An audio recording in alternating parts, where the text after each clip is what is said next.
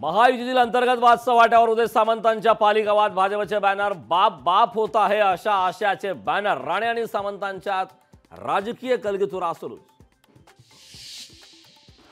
सांगलीच्या राजकारणावरून जयंत पाटलांना विशाल पाटील विश्वजित कदमांचा अप्रत्यक्ष इशारा। इस्लामपूर वाळवा मतदारसंघावर विशेष लक्ष राहणार असल्याचं पाटलांचं विधान। एकत्रित लढू आणि सत्ता बदल करू महाविकास आघाडीतील तीनही पक्षांनी व्यक्त केला निर्धार। स्वबळाच्या चर्चांना मात्र पूर्णविराम। सगळे सोयरेंचा जीआर काढेल त्यांचे आमदार चुन चुन के पाडणार। ओबीसी नेते प्रकाश शेंडगेंचा राजकीय पक्षांना इशारा। ओबीसी नेते लक्ष्मण हाकेंना मुख्यमंत्री एकनाथ शिंदेंचा फोन। मुख्यमंत्र्यांकडून ओबीसी आरक्षणाला धक्का लागणार नसल्याची ग्वाही, मात्र लक्ष्मण हाके लेखी आश्वासनावरच ठाम।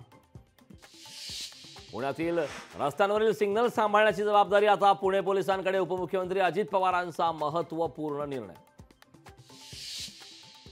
पावसाळ्यामुळे पोलीस भरती 2 महिने उशिरा घ्यावी। पोलीस भरतीचा अभ्यास करणाऱ्या विद्यार्थ्यांचं यशोमती ठाकूर यांच्याकडे निवेदन।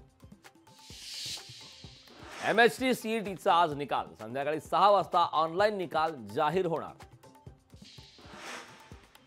पुण्यात बनावट खते बियाणे विक्रीचा सुळसुळाट। बनावट बियाणांची विक्री करून शेतकऱ्यांची फसवणूक। 88 विक्री परवाने निलंबित तर काहींवर गुन्हा दाखल। वाढत्या दहशतवादाविषयी आज अमित शहांची बैठक। अमरनाथ यात्रा आणि जम्मू काश्मीरमधील दहशतवादांच्या पार्श्वभूमीवर बैठक। राज्य मंत्रिमंडळाची मंगळवारी बैठक। बैठकीमध्ये अनेक महत्त्वाचे निर्णय होण्याची शक्यता। स्वदेशी बनावटीचे 120 ड्रोन नागास्त्र भारतीय सैन्य दलाच्या ताफ्यात दाखल। नागपूरच्या सोलर इंडस्ट्रीज कंपनीकडून ड्रोन नागास्त्राची निर्मिती। 10 वर्षात डॉक्टरांची संख्या दुप्पट, मात्र अनेक राज्यात अजूनही डॉक्टरांचा दुष्काळ। राष्ट्रीय वैद्यकीय आयोगाचे अध्यक्षांचं प्रतिपादन। इंदापूर तालुक्यात पावसाळ्यातही टँकरने पाणी पुरवठा सुरू। 32 गावात 56 टँकरने पाणी पुरवठा। ठाण्यात महायुतीचा कोकण पदवीधर मेळाव्याला मुख्यमंत्री आणि उपमुख्यमंत्री उपस्थित राहणार। उमेदवार निरंजन डावखरे करणार मेळाव्याला मार्गदर्शन। संभाजीनगरमध्ये शाळा सुरू होण्याआधीच ठोकले टाळे। जिल्हा परिषद शिक्षकांच्या रिक्त जागा भरण्याची पालकांची मागणी।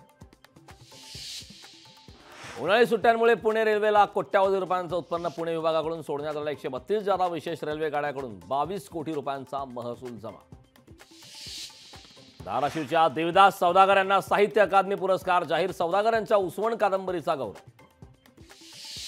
तलाठी भरती परीक्षा घोटाळ्यातील मास्टरमाइंड दत्ता नलावडेला बेड्या। गेल्या 9 महिन्यांपासून पोलिसांना देत होता गोंगार।